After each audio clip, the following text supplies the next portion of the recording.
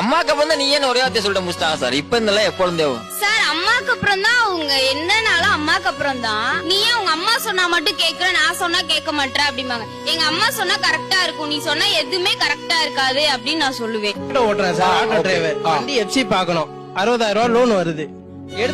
எடுத்துட்டு நான் கட்ட போறேன். அதுக்கு அவங்க அம்மா கிட்ட கேட்டாங்க, அவங்க அம்மா வேண்டான்ட்டாங்க. அவங்க சொன்னா கரெக்டா இருக்கும்ல சார். எனக்கு புரியல, என்ன எல்லாருமே அவங்க சொன்னா கரெக்டா இருக்கும், அவங்க சொன்னா சார். அம்மா சொன்னா ஏன் கரெக்டா இருக்கும் நாங்க சொல்றேன்னு. நாங்க சின்ன வயசுல இருந்தே அம்மா சொல்றதுக்கு ஊங்கொட்டி பழகிட்டோம்.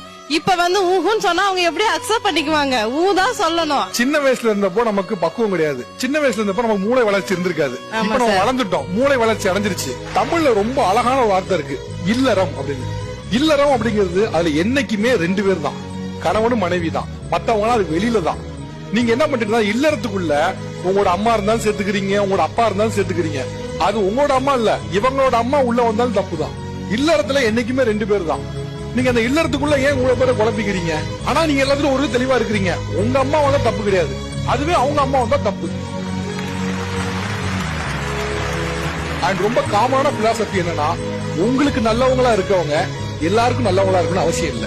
எல்லாரும் நல்லவங்களாவும் இருக்க மாட்டாங்க. எண்டாவது இல்லறம் நீங்களும் உங்க கணவர் தான். அதுல தேவையில்லாம +1 அடிஷன் அவங்க ஃபேமிலியும் வேண்டாம், உங்க ஃபேமிலியும் வேண்டாம்.